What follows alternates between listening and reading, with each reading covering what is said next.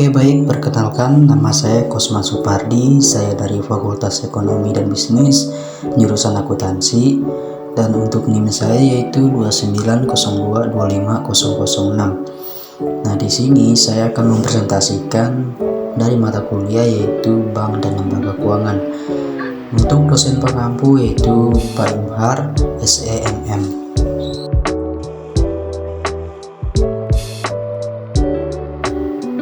Pendahuluan yang pertama, judul materinya yaitu sumber-sumber dan alokasi dana bank. Yang kedua yaitu sumber-sumber dana bank. Yang ketiga aset manajemen dan pengertiannya. Baik, yang pertama yaitu sumber-sumber dan alokasi dana bank. Pola sumber dana bank.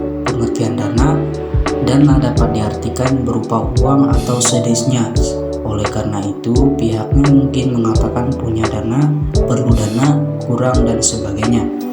Menurut Encyclopedic Dictionary of Business Finance, dana adalah modal yang melekat pada sebagian aktiva atau merupakan kekayaan bersih modal di sektor. Pengertian dana dalam bank dapat sebagai sejumlah uang yang dipercayakan masyarakat atau pihak ketiga atau nasabah, perusahaan atau perorangan kepada pihak bank, baik uang itu berasal dari pemilik modal maupun pihak ketiga lainnya, untuk dimanfaatkan menurut cara-cara lazim digunakan dalam dunia perbankan. Selanjutnya itu ada sumber-sumber dana bank. Nah, seperti telah dikemukakan dalam bab sebelumnya bahwa besar kecilnya dana yang dapat dihimpun oleh suatu bank pada umumnya tergantung dari beberapa hal, antara lain: A. Kepercayaan yang diperoleh baik dari nasabah maupun pemerintah. B. Pelayanan yang diberikan oleh bank. C. Pemberian suku bunga dan perangsang yang menarik.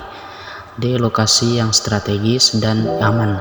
E. Tingkat promosi yang diberikan.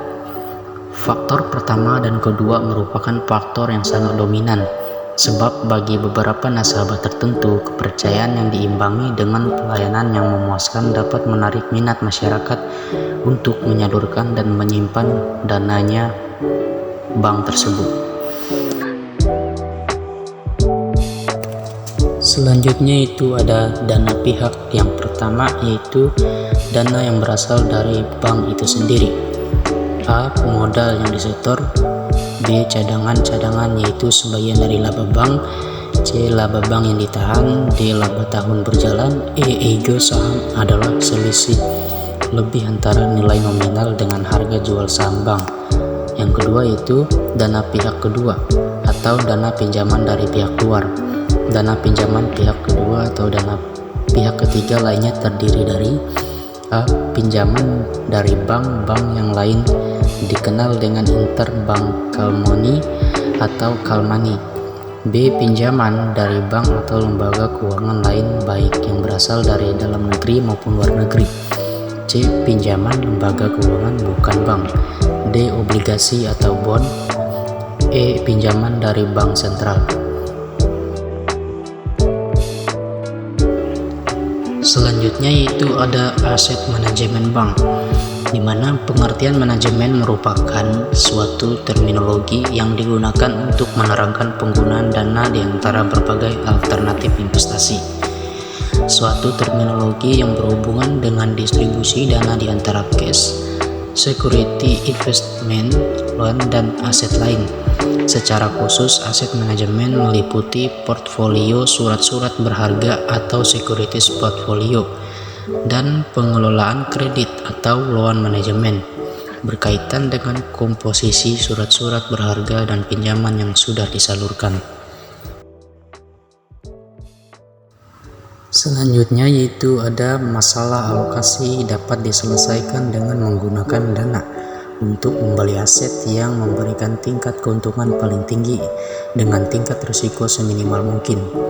Namun demikian, secara umum pengeluaran dana bank komersil sangat rumit atau komplit.